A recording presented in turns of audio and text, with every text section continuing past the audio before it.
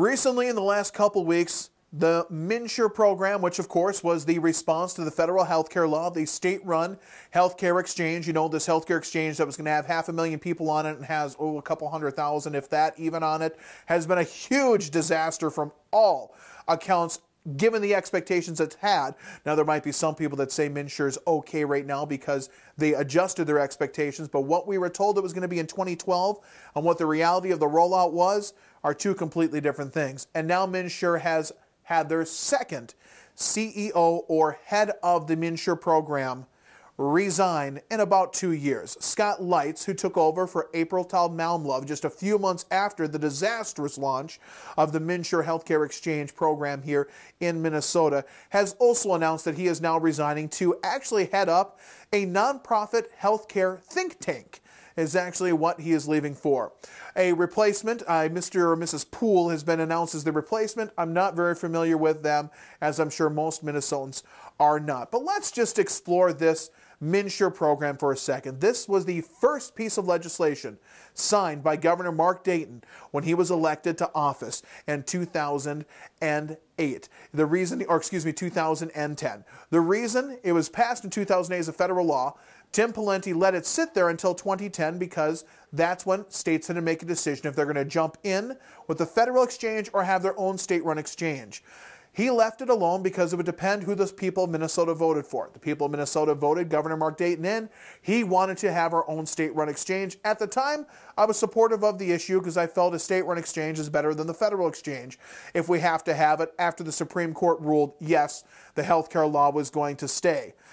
I still say the state-run exchange is better than the federal run, but only by a little bit, not by much.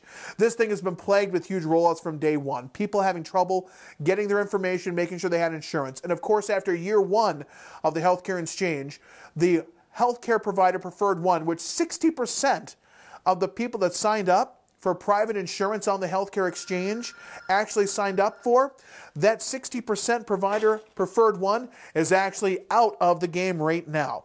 They have dropped out of providing health insurance for MNsure. The reason? They were losing money, and that meant MNsure's premiums rose much, much higher than they originally allotted for, than they originally thought to go up. And that was after Minnesota had the lowest healthcare rate exchanges in the nation.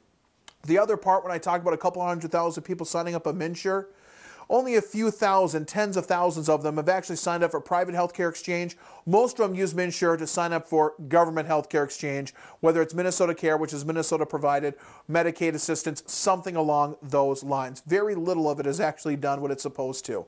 And that's why you're on another head of it. That's why a third person is going to come in. The Republicans in the Minnesota legislature would like to get away with MNsure, do away with it completely. Now, whether or not we'd be able to hop on a federal one if we did that or not is up for debate. I don't know. But here's the point I want to make with this. This has been nothing that it was promised to be. It has been an utter disaster and a failure rolling out. I'm sure there are a handful of people that have benefited from this program. I bet there is. The problem is, when this program started, we were told 500,000 Minnesotans are going to eventually benefit within a couple years of this.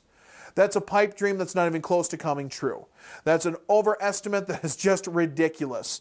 And there are still hundreds of thousands of Minnesotans that have no health insurance right now to this day and are facing bigger and bigger penalties.